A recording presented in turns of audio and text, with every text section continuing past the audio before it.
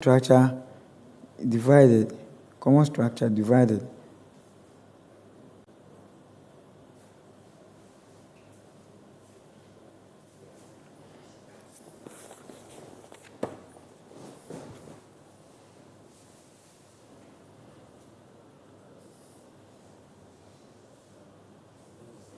I define the respective role of the capital which is available within Ghana and of capital which comes from abroad. I stated that the economic structure divided into four different sectors. First, the state-owned sector. Second, the joint state-private enterprise. Third, the cooperative sector. Fourth, the purely private sector. I also stated that the government needs to place far greater emphasis on the development of Ghanaian operative rather than encouraging Ghanaians to send private business enterprises. I know I will now elaborate on the policy in regard to each of this section. First, the state-owned sector. In previous statement, I have defined these sectors as embracing specific industrial reserves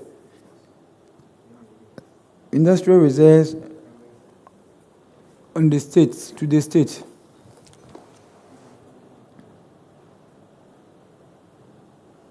Such industry include the manufacture of arms and ammunition, alcoholic beverages, and the operations of facilities such as electricity, aluminium,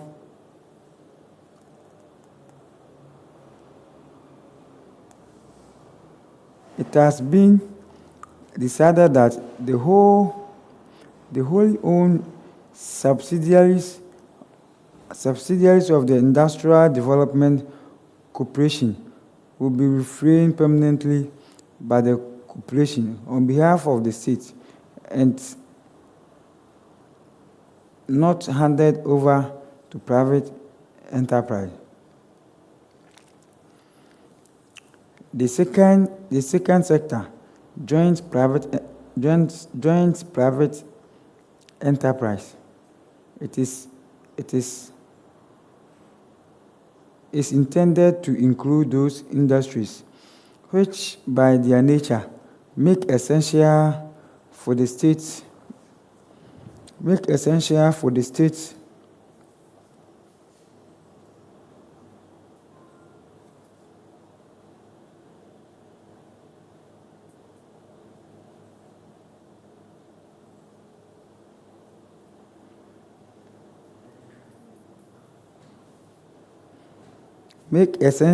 the state to hold a substantial interest to them, either because they confer monopoly rights to their owners or demand substantial protective tariff.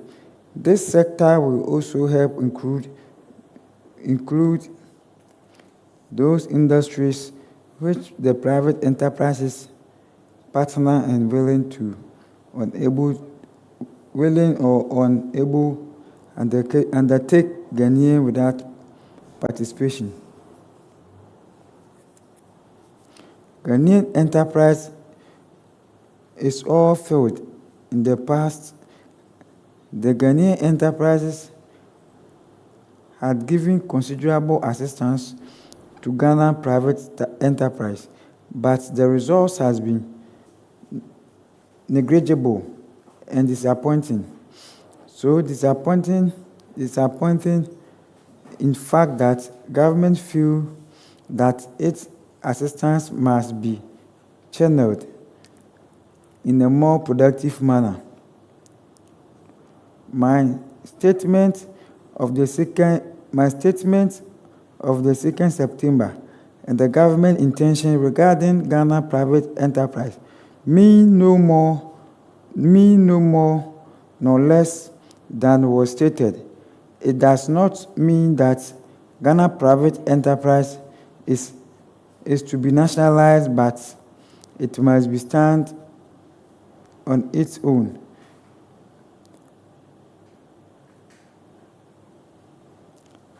Feet and not rely on government for its development.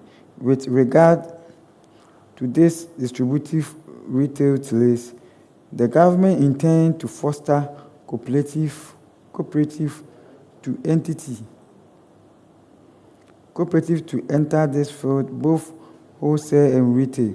Fear has been expressed, however, that the government intends to introduce import restriction to assist the cooperatives in their development. This is not so. The cooperative must develop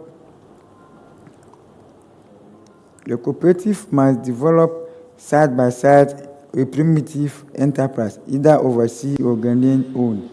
In the freely competitive manner, I am quite certified that the large overseas firms are genuinely encouraging the growth of Ghana retail trade, and they will continue to do so.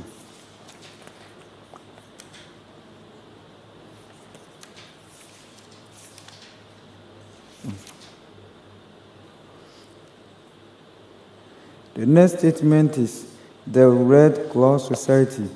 Ladies and gentlemen, I have come here this afternoon to join you in this year general meeting of the Ghana Red Cross Society and to open your proceedings. This is the first time I have had the chance to address you since I was elected as your patron and president. The history of the Red Cross Society in Ghana dated back for the last 30 years. In fact, you may be surprised to hear that I myself was a Red Cross working during my student day at Achimota times. Of course, have changed since then. But the magnificent work which the Red Cross Society did and which it is still doing in Ghana, coupled with a tradition for devotion and selfless work, remain the same. During my many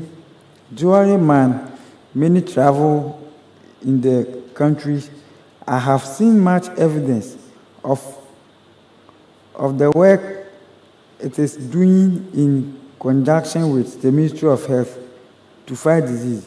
I would like to congratulate not only the Council and offers the society, but also the many individual members, young and women, young and old, who in the society, but also the many individual members, young and old, who in society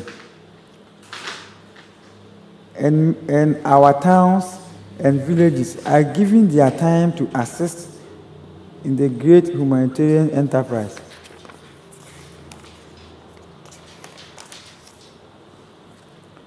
The great idea behind the Red Cross Society